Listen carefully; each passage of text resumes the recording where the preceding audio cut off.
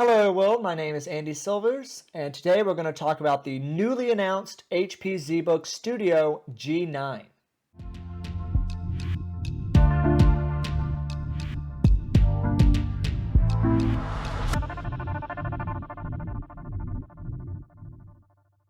Okay, so today we're going to talk about HP's latest thin and light mobile workstation. But first I just want to let you know that aside from being a YouTuber, I am also a novelist. I have written 3 books for all different age ranges so far, including one called The Very Colorful Caterpillar for ages 3 to 6, one called Red Sprites and Blue Jets, which is a coming-of-age story for ages 8 to 12, and a contemporary fantasy for ages, I'd say, 16 and up, called Solomon Grando versus the Jupiter Witch. All these books are highly rated, and they also help me and help support the channel if you check those out. So if you're looking for a bit of entertainment, please check out those books. The links will be available in the description. Okay, so HP have finally announced their new sort of lineup, the G9, shall we say, lineup of ZBook laptops. I have already covered the Fury G9 in another video, so if you're wondering about HP's overall most powerful computer, check that video out. However, we're going to talk about the Studio G9, which is obviously HP's sort of direct competitor to like the MacBook Pro, because the Fury is amazing, but it is very thick and heavy, and the Studio G9 is intended to be kind of the same basic computer, but a lot thinner. So the first thing I want to note is that HP, basically what they do is they will use the same body, computer body, the same chassis, if you will, for 2 generations, and then they will update the actual specs, as in like the CPU, GPU, and such, every year. So the Studio G8 and G7 from HP both have the same chassis design. This year, for the G9, they have updated it. And from looking at it, it does look a lot more modern and clean. However, interestingly, one thing I've noticed about this, and also the Firefly, the new ZBook Firefly G9, is that it does look somewhat reminiscent of the HP NV17. They're not using the same chassis, but I just want you to know that they do look somewhat similar. So with regard to the design, HP have not changed it significantly, but they did change it a little bit. It now has a slightly more angular back to the computer, and it is about the same thickness as before. The port selection is also basically the same, although it looks like they may have gotten rid of the smart card reader. The device has Thunderbolt 4 ports. It has one USB Type-A port, one USB Type-C, which I believe is not a Thunderbolt port, and it also has a nano security lock and a micro SD card slot, not to mention the barrel pin power connector. So not actually super special in terms of the ports. Where this computer is interesting, I would argue, is in terms of some of the design changes and features. So first off, the display. HP have finally done what they should have done a long time ago, which is increase the vertical aspect ratio of the display. So it is now a 16 by 10 display. So that is great for productivity. HP have taken all that empty, just bottom bezel that they used to have and significantly updated the amount of usable space. So the screen is probably about the same size, but the bottom bezel has been reduced significantly to give you a much taller image. I would prefer 3 by 2 aspect ratio, but 16 by 10 is definitely a step in the right direction and also matches what Apple is doing with their MacBook Pros.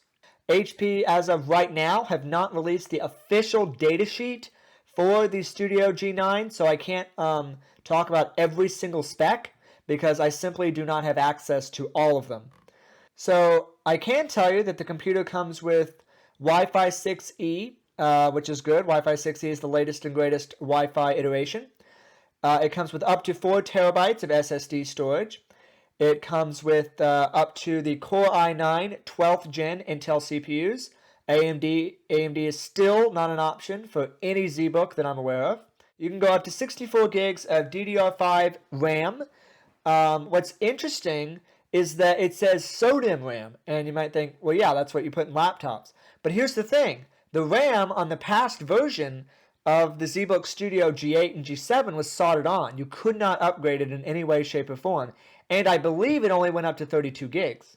So HP has actually made a pretty significant update here, not only upgrading the total capacity of the RAM, but also the speed, and also the fact that you can actually touch it. You can actually upgrade it if you like to, which is extremely valuable for workstation class devices.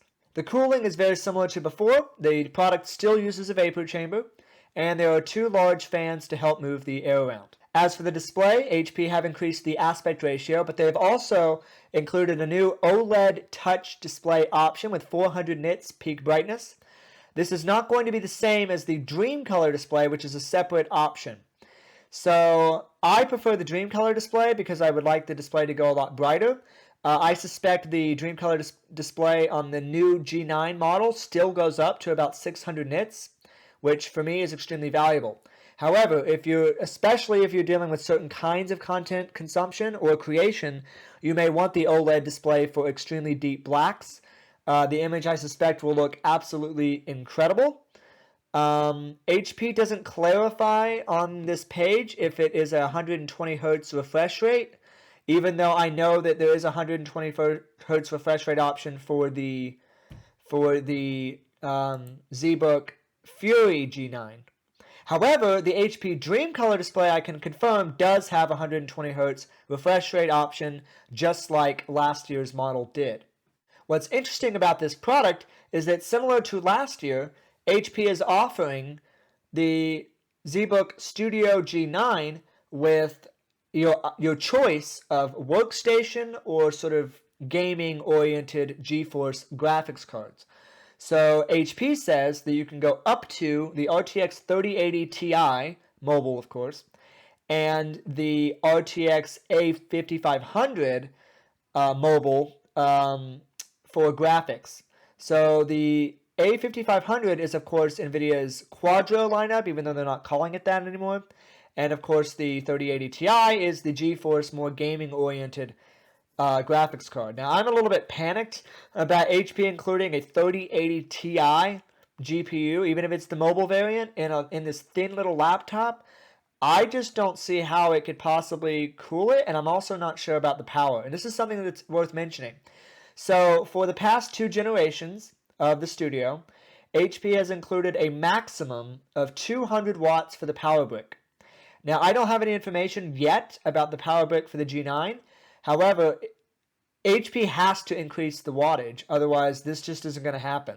This whole thing here with the 3080 Ti just isn't going to happen. The 3080 Ti, I believe, in some gaming laptops draws like 160 watts. That would be almost the entire thing if this device also has a Core i9 12th gen CPU, and that is an option. So, and that's just not going to work.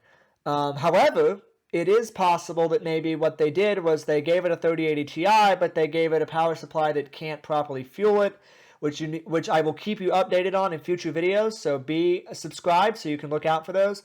But right now, I just don't know if HP is including an ample power supply to go along with these graphics cards. But I hope they do, and if so, then indeed these will be very powerful. However, I would be a little bit nervous about thermals, even if the power supply is, say, 300 watts, because this device is just so thin and light. However, I will keep you posted as we learn more about the product. As for the Quadro option, the NVIDIA RTX A series introduces the new A5500 at the top end.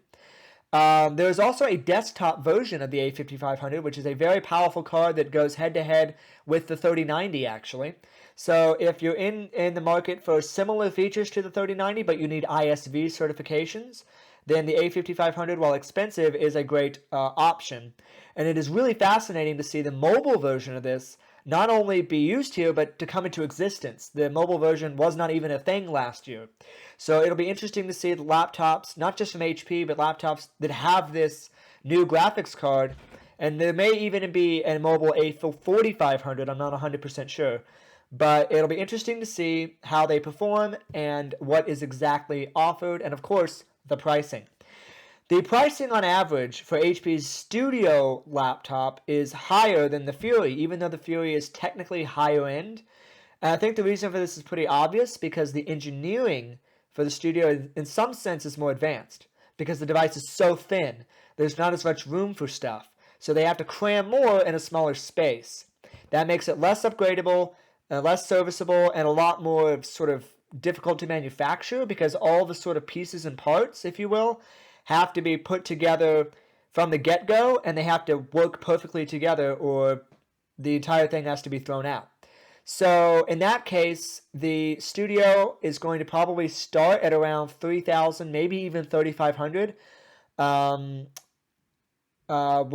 when it is brand new, which it is now. However, don't be discouraged because HP basically always does like several $100 price deductions after just a few months for pretty much all their products, not just the ZBooks, for like literally everything. Their price typically goes down within a few months and stays down. So if you don't need to jump on this computer right away, and I don't think most people do, I would highly recommend waiting and seeing what the performance is actually like before making a purchase decision. You have to understand that HP's goal with the Fury and Studio lineup is to create computers that are not necessarily the top performance, even though HP advertises performance. The real goal is to make something that is reliable, consistent, stable, and cool. That's what they want, because that's what professionals want. If you ask most professionals, animators, CAD people, people who are rendering, etc., they're going to tell you they'd rather have a computer that doesn't crash on them or explode or melt down than a computer that renders 5-10% faster. They would rather have a computer that's more reliable and stable. And if a big studio, let's say, is buying these ZBooks, and I'm pointing because I have the ZBook Fury 15G8, the thick boy, thick with 3 C's. If a studio is buying these laptops for their employees, they don't want to constantly be needing IT support. They want the device to just work. And if that means HP doesn't push it quite as hard in the performance category, then that's just what they're going to do. That doesn't mean they don't perform at all. It just means that if you really want absolute cranked performance, you're going to want to go for something else like maybe from another manufacturer, or I would recommend the HP Omen 17T. This product comes with NVIDIA 30 series graphics cards as well, and the new 12th gen Intel CPUs, but the difference is that that computer, that laptop, has a 330 watt power brick, which is close to some desktops. So you truly will be getting near desktop performance with the Omen 17 from HP. The keyboard is roughly the same as before. It still has per key RGB lighting available.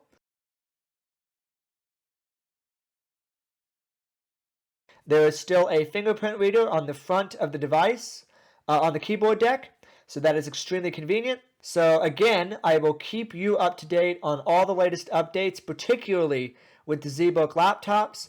So subscribe for those. Also, be sure to ask me any questions you have in the comments. Ask questions about the product or about the video, whatever it is. I typically answer most questions. Like I said, subscribe to the channel. It really helps me out when you do that. And I will see you in the next video.